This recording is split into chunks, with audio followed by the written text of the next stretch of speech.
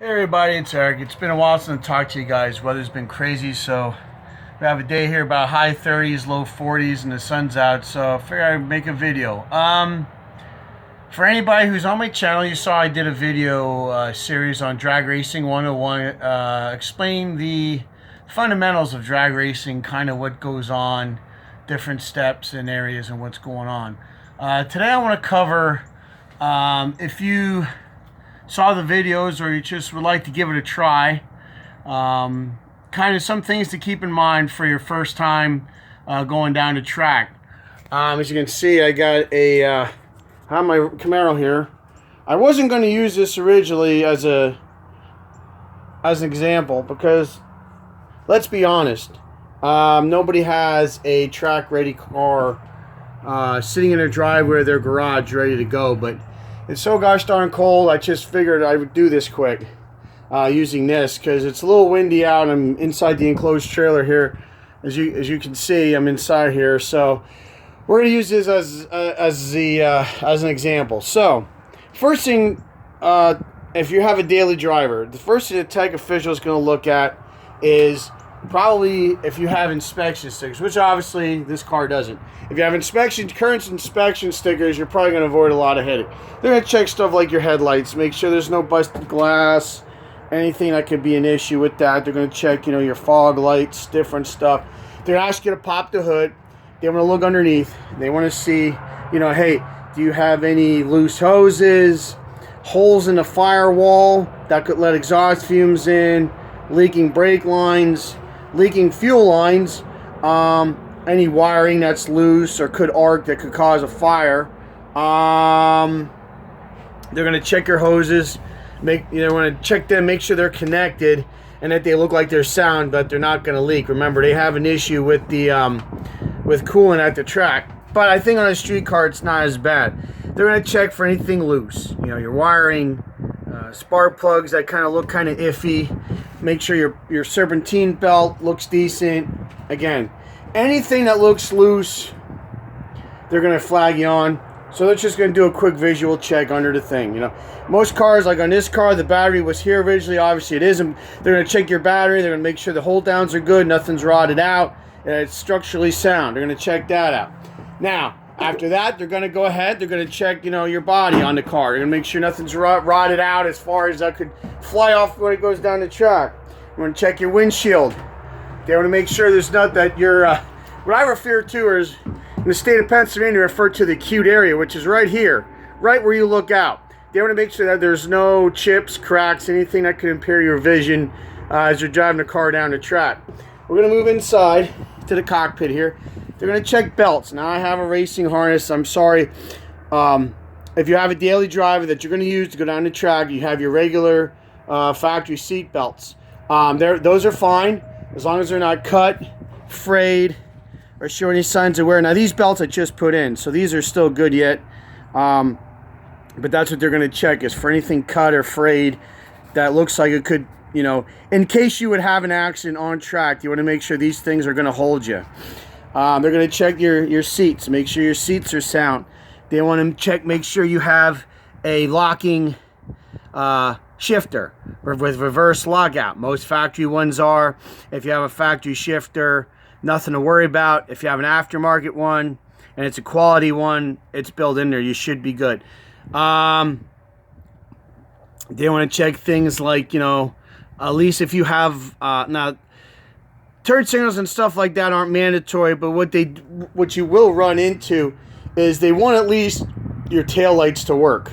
Because if you're racing eliminations, it goes late in the night, they want to be able to see your car. Because let's say something happens. Let's say, God, you throw a serpentine belt, you blow a hose off, something stupid happens to your daily driver. They can't at night, even though they depending on their lighting, they won't be able to see you if you don't have tail lights. So they're going to send the next pair, and you might be broken down in the middle of your lane and they don't see it. Here comes, God forbid, a super pro dragster coming at you 170 some mile an hour, 160 mile an hour, sees he ain't going to stop. They're going to be a mess. So tail lights at least should work. If it's your daily driver, obviously you're going to have tail lights, turn signals, all that stuff. So that shouldn't be a problem. They're going to look for anything inside that's loose that could fly around, you know, like the helmet I have in there, because I put that on. But something loose like that, they could, you know, ask you to remove that.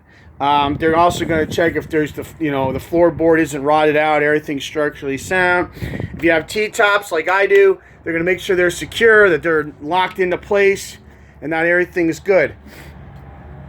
Basically, the back, they just want to check to make sure that your trunk lid. Now, this one I have loose because I want to charge the battery, but they want to make sure your trunk lid locks and stays in place. They want to make sure that your lights are operative, and pretty much that nothing's fallen off. Believe it or not, true story. I think it was 2022 at the time. I had my Buick Grand National yet. I went down to Maple Grove Raceway. They had I think it was like a Fun Day Sunday type of thing. You race for a trophy. No, I'm kidding you not. I was all nervous about my car passing a tech inspection until I saw, I kid you not, it was a Datsun 210. I remember it was tan color.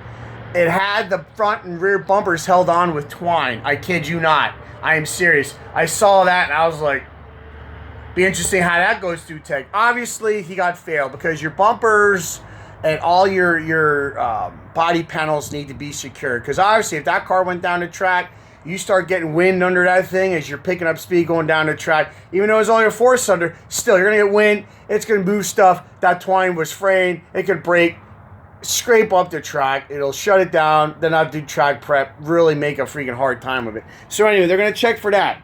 On this here, this is if your battery's in the back.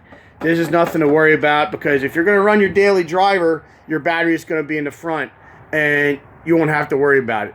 Now, if you have a car and you have the battery in the back, I mentioned this in one of my other videos, you're going to need a shut-off in the back.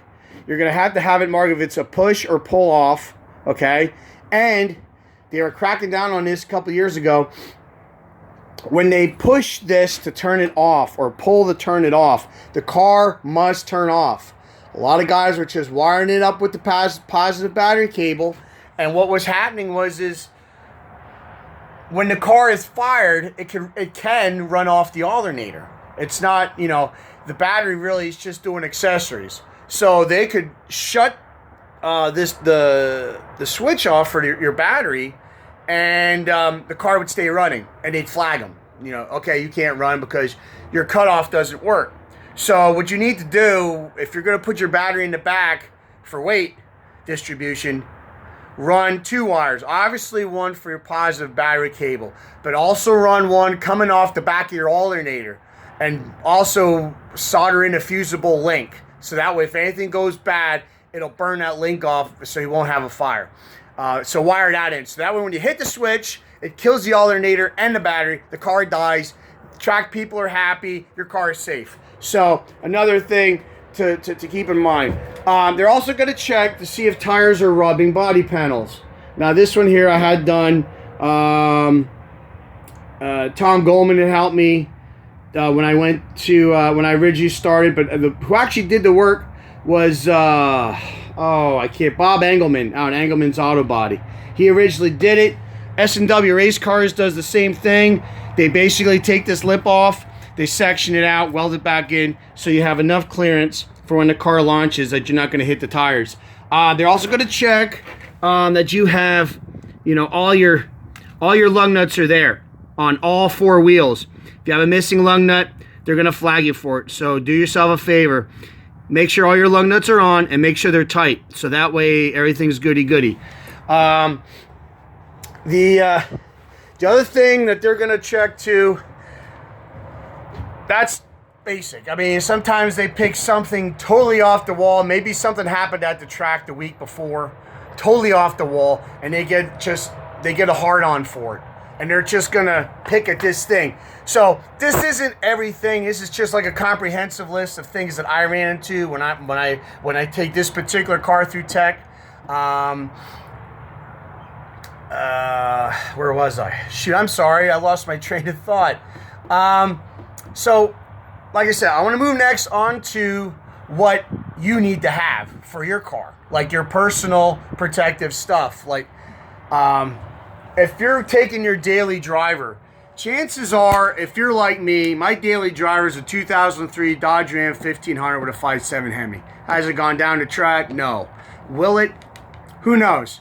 I mean, hey, I could decide to do 2 rails of coke, get the idea to do it, and take the thing down the track and say the heck with it and blow it up. Who knows? But anyway, if that's what you have or your daily driver, chances are you're gonna probably be, your ET might be higher than 13 seconds. So you might not need a helmet, okay? Unless you shell out a lot of money and have a supercar like a Mustang, late model Camaro, Mustang, a Challenger, or something like that, something that you hopped up. Might not be a bad idea to take a helmet with. I believe now the Snell 2000, I'm going to say 10, is good for, I think, 4 more years, they told me. I mean, correct me if I'm wrong, but I think that's what it is. But make sure you have a helmet that's at least Snell 2010 or better. I would look for a 15 or better Snell approval. They look for that on the helmet. So wouldn't be a bad idea. There's some cheap places out there. I know Helmet City is where I get mine. You can get a Snell, the latest Snell approved helmet for like around 150 bucks. For, you know, instead of going out buying a $400 bell. Get yourself a nice HJC is what I use. It's good and it's cheap. That's what I have over there. Naturally, I can't reach it, but it's a regular black helmet with a clear visor.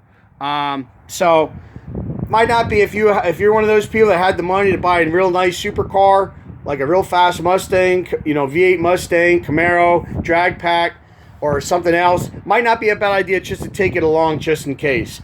But most people, if you're like me, you're driving a pickup truck or something that's not, you know, basically it's your typical daily driver.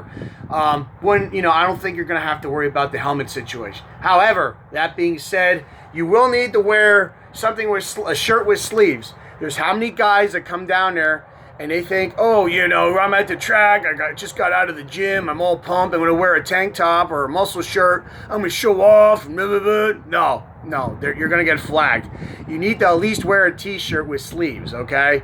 You can wear a long sleeve if you want, but if it's the summertime, I just wear a regular t-shirt. They also want you to wear long pants.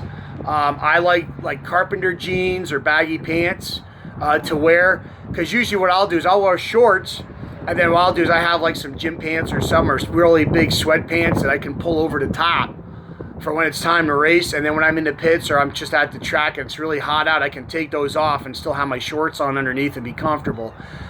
So yeah, and basically I use just regular sneakers as far as footwear. You know, regular sneakers, long pants, whether it's sweatpants, jeans, whatever, a regular t-shirt, depends on the weather.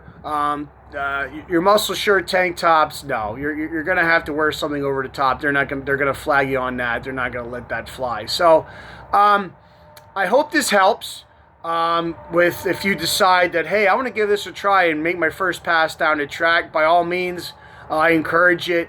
It's a lot of fun. I know that I still remember my first pass. I actually turned white as a sheet. I thought I was going to throw up. I was so nervous. But after that, it's a lot of fun. It's, you know, it is, you know, it's not just, you know, how fast can you go, but it's, you know, challenge yourself mentally with your reaction times and push yourself and things like that. And you learn stuff about your vehicle. So, you know, by all means, you know, and if you want, I mean, if you decide to go out and give it a whirl, hey, you know, maybe comment or hit me up and let me know how you did, you know, if any of this helped, you know. Oh, another thought, I'm sorry, I'm scatterbrained right now. Also, word too, when you get up to the starting line, I made this mistake that they left on green. You don't. Leave on the last amber, you know, have the 3 lights, the countdown, boom, boom, boom, and then the green light. Leave on that the last yellow is when you want to let your foot off the brake and mat the gas. It's on the last orange light, and you should have a good reaction time. So, like I said, get out there, play with it, see what you think.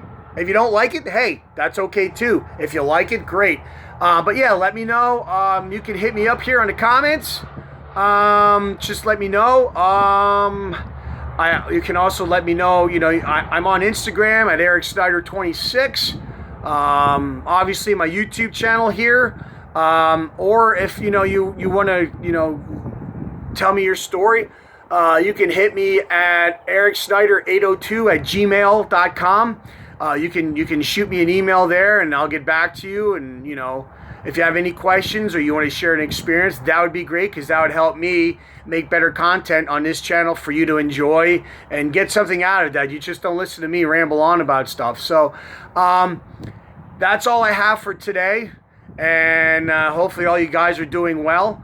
And hopefully get out there and give this a shot and see what you think. All right? Have a great day and take care of each other. All right? Take care. Bye-bye.